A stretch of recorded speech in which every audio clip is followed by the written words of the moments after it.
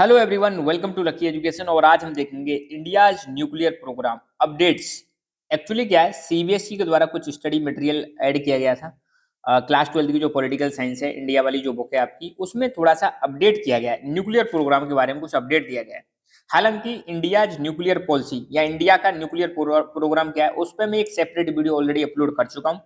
फिर भी आप यूं कह सकते हो उसका ये अपडेटेड वर्जन है। उसमें करंट की गवर्नमेंट 2014 के बाद, आप सबको बताएं, एनडीए की सरकार है, बीजेपी लेड गवर्नमेंट है, मोदी जी के द्वारा जो लीड की जा रही है, उस गवर्नमेंट के द्वारा कुछ हिंट दिए गए, कुछ चेंजेस के हिंट दिए गए, उसी के बारे में सीबीएसई ने ऐड किया है। आप सबको पता होना चाहिए, अटल बिहारी वाजपेयी जी के टाइम पर भारत ने सेकंड न्यूक्लियर टेस्ट किया था। पहला न्यूक्लियर टेस्ट हमारा कब हुआ था? 1974 में।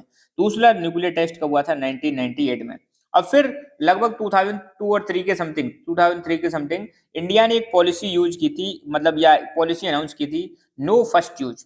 अटल बिहारी वाजपेयी जी ने नो फर्स्ट यूज की जो पॉलिसी है उसको अनाउंस कर दिया था। और यहाँ पे डिक्लेयर कर दिया गया था 1998 के बाद कि इंडिया जो है ये न्यूक्लियर टेस्ट किए सिर्फ पीसफुल पर्पज के लिए किए, हमारा कोई अदर इंटेंशन नहीं है। और हम पहले से किसी पर यूज नहीं करेंगे न्यूक्लियर वेपन्स का, ऐसे अनाउंस कर दिया था पहले की सरकार ने 2003 के समथिंग। मगर करंट की जो गवर्नमेंट है, आज की डेट में हमारे जो डिफेंस मिनिस्टर है, डिफेंस मिनिस्टर कौन है? श्री राजनाथ सिंह जी हैं। इन्होंने हिंट दे दिया कि अब ये पॉलिसी जो है पहली वाली, नो फर्स्ट यूज, ये आउटडेटेड हो चुकी है। इसमें समय के हिसाब से, परिस्थितियों के हिसाब से हम चेंज भी कर सकते हैं, जिससे आसपास के रीजन में आप कह सकते हो घड़कंप सी मच गई है। और ये बहुत बड़ी न्यूज है, ठीक है। तो क्या चेंज है वही हम देखेंगे। उससे पहले थोड़ा सा बैकग्राउंड में भी हम चले जाते हैं, हालांकि मैं बता चुका हूँ। ये तो ये चीज याद रखनी है, मई 1974 में इंडिया ने पहला न्यूक्लियर टेस्ट कंडक्ट किया था, और इस ऑपरेशन का नाम था ऑपरेशन स्माइलिंग बुद्धा। उस समय भारत की प्रधानमंत्री श्रीमती इंदिरा गांधी जी थी। फिर दूसरी चीज ये याद रखनी है कि जो 5 परमानेंट मेंबर है यूनाइटेड नेशंस के, इन्होंने कोशिश की एनपीटी को लागू करने की। एनपीटी क्या है? Non nuclear non proliferation treaty. ये 5 देशों ने 1968 में, इन्होंने बाकी कंट्रीज को कहा कि आप इसको ज्वाइन करो, मगर इंडिया ने इसको रिफ्यूज कर दिया। और इंडिया ने बोला कि ये ट्रीटी कैसी है? डिस्क्रिमिनेटरी ट्रीटी है। मतलब क्या है इसका?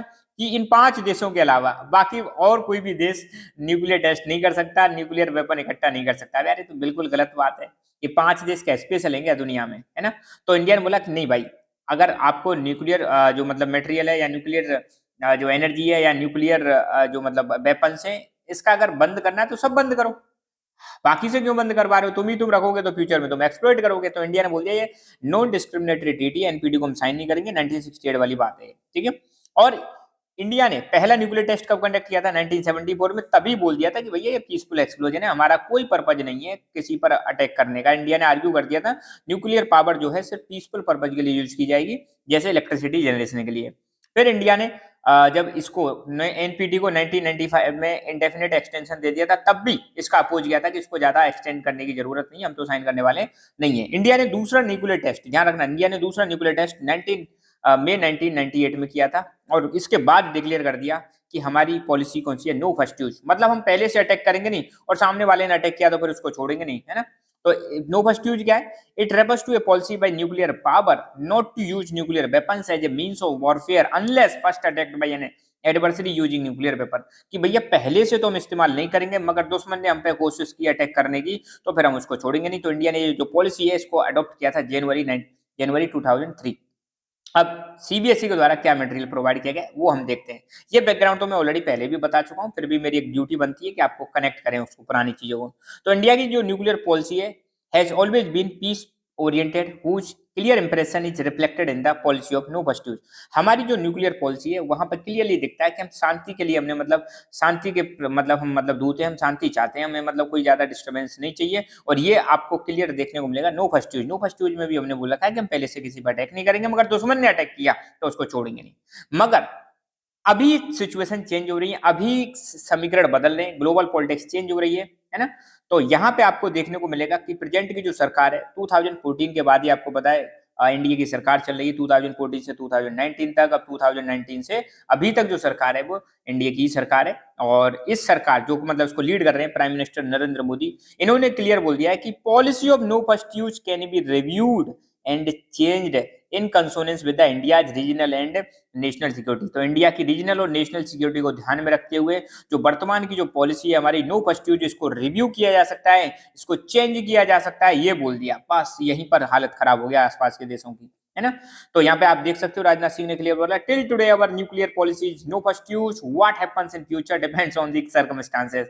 आज तक तो हमारी पॉलिसी नो फर्स्ट यूज की थी, मगर आगे क्या होगा ये डिपेंड करता है हमारी परिस्थितियों पर, है ना। क्योंकि आपको देखने को मिलेगा चाइना लगातार अग्रेशन कर रहा है, पाकिस्तान लगातार अग्रेशन कर रहा है, बॉर्डर पर बहुत ज्यादा समस्याएं हैं, इसलिए इन्होंने बोल दिया कि नहीं भाई फ्यूचर में हम इसको चेंज कर सकते हैं, ठीक है। तो ये मतलब देख सकते हो न्यूज़पेपर इकोनॉमिक टाइम्स की खबर है, कब की है, अगस्त 2019। और उसके बाद कई बार ये मतलब कई ओकेजन्स पर हमारे मिनिस्टर्स ने बोल दिया है कि भैया नो फर्स्ट यूज की जो डॉक्ट्रिन है इसको मतलब बिल्कुल फ्यूचर में चेंज किया जा सकता है, और ये डिपेंड करता है सिचुएशंस पर, है ना।